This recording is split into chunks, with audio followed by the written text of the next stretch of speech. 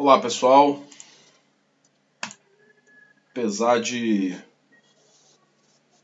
não estar muito bem comigo mesmo, devido a alguns problemas pessoais, eu gostaria de continuar os estudos aqui que eu tenho feito e procurando mostrar para vocês aí a revelação, aquilo que Deus tem me permitido pela misericórdia, não porque eu sou merecedor de nada, mas pela misericórdia. Tem mostrado para mim aí. E fator muito importante que tem acontecido nos últimos dias, esse alvoroço, né? Porque o sistema religioso ele adora esse tipo de coisa para tocar o terror, o verdadeiro terror na vida das pessoas. Então, um conselho que eu quero dar para você que está me ouvindo aqui agora é: desligue um pouco dessas coisas. Desliga um pouco. É muita informação e a grande maioria não tem base nenhuma, absolutamente nenhuma. Quem é mais antigo sabe que já passamos por vários momentos em que se dizia que era o fim, que era o fim, que era o fim. Todo mundo, acredito que todos aí já ouviram.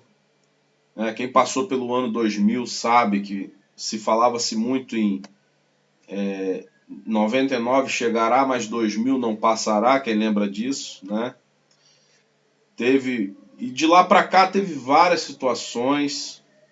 Era asteroide que colidiria com a Terra, era o ano profetizado pelos Maia, 2011. Passamos por tudo. E eu posso, diante de Deus, diante de vocês, afirmar que passamos e vamos continuar passando por toda a eternidade. Por toda a eternidade. Vamos que eu digo assim, a humanidade, né? Não é nós, não somos nós, mas a humanidade vai continuar passando por toda a eternidade, porque assim está escrito nesse livro aqui, que futuramente a gente vai ter oportunidade de estar falando mais sobre isso. Mas seguindo o tema aí do vídeo, o Apocalipse, uma pergunta que eu faço para vocês. O Apocalipse, ele só fala de coisas futuras? Então a gente vai entender e vamos ler aqui juntos aqui Apocalipse 1, o versículo 1. Revelação de Jesus Cristo, a qual Deus lhe deu para mostrar aos seus servos as coisas que brevemente, pessoal, devem acontecer. E esse brevemente não é que esse livro foi escrito ontem. Ele foi escrito aproximadamente 2000 anos atrás. Não, mais de 2000 anos. Ou não? Peraí, foi escrito por volta de 64, alguma coisa assim. 64, entre 64 e 68. Mas, tem pouco menos de 2000 anos. Então isso foi escrito lá, naquela ocasião, e repare essa expressão. Aí eu pergunto para vocês, será que João não tinha credibilidade para estar transmitindo isso para a gente?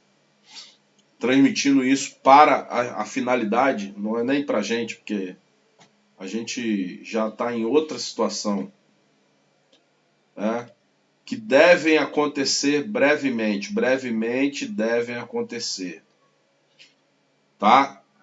Então, pega-se essa expressão erroneamente, trazem para o dia de hoje, como se esse brevemente fosse amanhã, depois da manhã, semana que vem, traz para o dia de hoje E além de tudo, não considera que o livro ele tem coisas também do passado, porque Deus não deixaria o contexto de fora. E agora vocês vão entender porque Deus mostrou para João, né? Mostrou para João todo o contexto, e não só aquilo que brevemente aconteceria, mas todo o contexto Deus mostrou para João. Certo? Então a gente vai ver aqui, vamos analisar aqui Apocalipse 16, e vamos fazer uma leitura juntos aqui. Eu vou fazer um comparativo com outras passagens, ok? Então aqui em Apocalipse 16, isso se desdobra, isso se repete, em todo o Apocalipse se repete isso. Como eu já tenho dito, já tenho falado, tudo que nós passamos nos dias de hoje tem referência no passado. A epidemia do coronavírus hoje tem epidemias no passado que foram mas muito piores que essa. Ok? E diga-se de passagem, H1N1, que não faz tanto tempo. Não faz tanto tempo, e o grupo de risco não era só os idosos. Principalmente as mulheres grávidas. Então, que desespero é esse, gente? Que desespero é esse? O tsunami que teve na Indonésia. Eu falei recentemente para minha mãe isso. Não sei se ela vai estar assistindo esse vídeo. O tsunami recente na Indonésia. Procura na história do planeta, você vai verificar e constatar que no passado existe uma referência. As inundações por vários locais do planeta. Procure na história que você vai ter uma referência. O degelo na Antártida.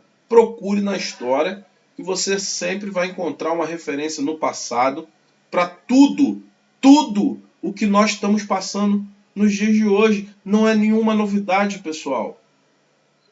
O que vocês precisam entender, que o sistema religioso, ele vive disso. Ele sobrevive disso. Se não houver diabo, se não houver Satanás, se não houver catástrofe, se não houver o fim dos tempos, se não houver nada disso, o sistema religioso falha, acaba. Não vai existir mais sistema religioso. Vocês estão entendendo? As pessoas verdadeiramente vão ser livres e libertas dessa mentira, desse engodo. Então vamos ler junto aqui em Apocalipse 16. E ouvi vinda do templo uma grande voz que dizia aos 7 anjos: Ide, derramai sobre a terra as 7 taças da ira de Deus. E foi o primeiro, e derramou a sua taça sobre a terra, e fez-se uma chaga má e maligna nos homens que tinham o sinal da besta e que adoravam a sua imagem. Deixa eu parar aqui. Sinal da besta. Pessoal, sinal sinal, marca, é uma linguagem muito bem entendida entre os judeus, principalmente daquela época. Hoje eu não sei dizer porque eu não estudo o judaísmo. Mas na época, sinal e marca era uma simbologia à veneração, adoração. Era uma simbologia, era um linguajar, era uma figura de linguagem. Ok? Então quando está se falando aqui, está se falando essa primeira taça especificamente, está se falando do Egito, de Faraó, os faraós, né? Os faraós se consideravam verdadeiros deuses, divindades, ok? Então eles eram verdadeiramente venerados pelo povo, certo? Então, quando houve esse derramou a taça sobre a terra e fez-se chaga, a gente pode pegar aqui no livro de Êxodo, capítulo 9, versículo 9. E tornaram-se-á em pó miúdo sobre a terra do Egito, e se tornará em sarna, que arrebente em úlceras nos homens e no gado por toda a terra do Egito. E eles tomaram a cinza do forno e puseram-se diante de Faraó, Moisés, e tornou-se a sarna que arrebentou em úlceras nos homens e no gado. Então, como eu falei para vocês, é o contexto que Deus está mostrando para João para chegar nas coisas que brevemente iriam acontecer, tá? Então, você vai sempre encontrar as referências bíblicas ou na história. A única que eu não encontrei foi aqui do segundo anjo, mas que o que vai dizer aqui, né? Em seguida, eu tenho a referência física do que é isso aqui, né? Que é o segundo anjo derramou a sua taça no mar. Olha aqui, estamos falando de um mar que se tornou em sangue como de um morto e morreu no mar toda a alma vivente. Pessoal, tá falando do que isso aqui? Tá falando do mar morto. Lá não existe vida naquele mar. Aquele mar não existe vida. Então, em algum momento da história, isso eu tenho que procurar nos livros, nos apócrifos e ver se eu encontro, porque eu não encontrei ainda. Mas em algum momento na história veio sobre o Mar Morto uma praga que tornou ele em sangue. Lógico e óbvio que ele não continuou em sangue, mas ele continuou morto. E nenhuma alma vivente existe no Mar Morto, tá? Então, voltando aqui, o terceiro anjo derramou a sua taça nos rios e nas fontes das águas e tornaram em sangue. Então aqui a gente vai pegar lá em Êxodo capítulo 7, do versículo 20 ao 21. E Moisés e Arão fizeram assim como o Senhor tinha mandado. E Arão levantou a vara e feriu as águas que estavam no rio, diante dos olhos de Faraó, e diante dos olhos dos seus servos. E todas as águas do rio se tornaram em sangue. Ok? Então, gente, mais uma vez volto a afirmar para vocês. Não existe novidade nenhuma nisso aqui. Tudo isso tem uma referência no passado. Deus estava mostrando para João o contexto, né, de tudo que aconteceu e chegando à conclusão do que haveria de acontecer ainda, mas mais uma vez, brevemente, tá? Então derramou tal, tornaram em sangue, ouviu o anjo das águas, dizendo que o justo, visto como derramaste sangue, e ouviu o outro do altar que dizia: na verdade, ó Senhor Deus Todo-Poderoso, verdadeiros e justos são os teus juízos. E o quarto anjo derramou a sua taça sobre o sol, e foi-lhe permitido que abraçasse os homens com fogo. Ô, gente, o que está dizendo isso aqui? O que está dizendo isso aqui? Deixa eu pegar aqui uma referenciazinha aqui lá em 2 Samuel 6, versículo 7. Então a ira do Senhor se acendeu contra Uzá, e Deus o feriu ali por esta imprudência, e morreu ali junto à arca de Deus. Olha só que interessante essa colocação aqui, ó. E a ira do Senhor se acendeu contra Uzá. sei se vocês lembram dessa passagem, mas é a passagem onde a arca do Senhor estava sendo transportada. A intenção, a finalidade era levar até Jerusalém. E houve não sei o que aconteceu ali, mas o carro que transportava balançou, a arca ia cair e Uzá colocou a mão na arca. E Uzá, ele foi fulminado. Ele foi fulminado ali naquele momento. Então, vocês podem procurar, vocês vão ver várias referências. Isso acontecia dentro do templo. Né? O sacerdote Tanto é que o sacerdote ele usava sinos no tornozelo e ele entrava no Santo dos Santos com uma corda, né? Não sei se vocês lembram disso. Porque se fosse observado algum pecado, alguma coisa, se ele agisse alguma coisa errada, ele era fulminado. Assim como teve também no Novo Testamento, que aconteceu ali no caso em que aquele casal vendeu a propriedade e mentiu, né? Mentiu eu não lembro se foi para Pedro, mas enfim, eles mentiram e foram fulminados. Então essa passagem aqui do quarto anjo, isso faz referência à ira de Deus, né? Esse poder que Deus usava para matar com fogo, tá?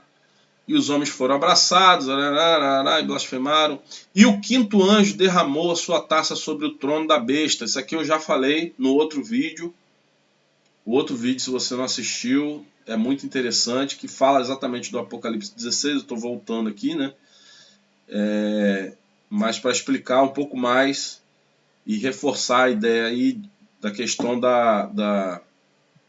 do contexto pelo qual levou e chegou nos dias atuais de João e o que seguiria logo em breve, que brevemente seguiria.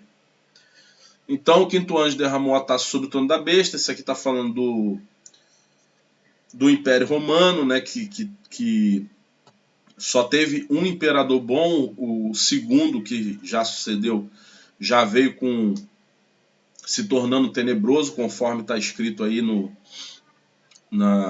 versículo 10, falando do quinto anjo, tá? Então a partir do segundo imperador de Roma, Império Romano, ele já se tornou tenebroso, o cara se tornou muito mal, de forma a matar crianças, mulheres, presidiários, prisioneiros, escravos. Ele tinha na ilha de Capri, ali na Itália, ele tinha um palácio. O palácio está lá até hoje, boa parte do palácio está lá, né? E de lá, que era o rei Tibério, o imperador Tibério. E de lá ele arremessava, de uma sacada assim, ele arremessava pelo penhasco escravos, prisioneiros, mulheres, crianças, tudo, né? Então aí começa o reinado tenebroso, falando aqui do quinto anjo que derramou essa taça, né? O sexto anjo que derramou a taça, preparando o caminho para os reis, já expliquei também no outro vídeo, né? Que aqui faz menção ao imperador Vespasiano, que ainda não era imperador, né? Mas que foi declarado imperador pelo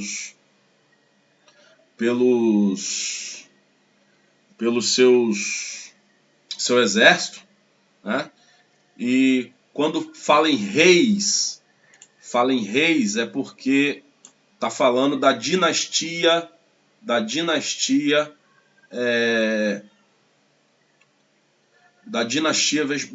Flaviana, né? A dinastia Flaviana. Então aqui fala sobre isso, tá? Tanto é aqui, ó, os três espíritos imundos, né? Que é Vespasiano e os dois filhos, ok? Então, pessoal, resumindo aqui, depois vocês podem fazer aí as suas colocações e análises. Então, resumindo aqui, pessoal, o Apocalipse ele não fala só de coisas futuras. Tanto que Apocalipse capítulo 12, deixa eu ver aqui se é 12. Apocalipse capítulo 12, tem aqui essa passagem que fala do dragão, né? Fala do dragão, que a sua cauda, né, levou terça parte das estrelas do céu, que erroneamente, isso eu não vou entrar nesse assunto agora, mas erroneamente é utilizado pelo sistema religioso para fortalecer a ideia do diabo, Satanás, como um anjo de luz, etc. Né? Porque se usa essa passagem junta com a passagem de Ezequiel e junta com a passagem de Jeremias.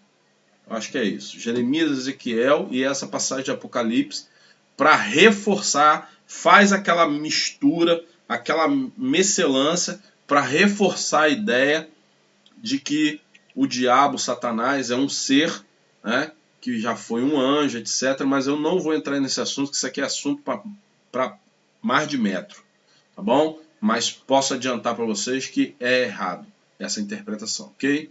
Então eu vou ficando por aqui, um forte abraço, Deus abençoe, e a gente vai continuar com os nossos vídeos.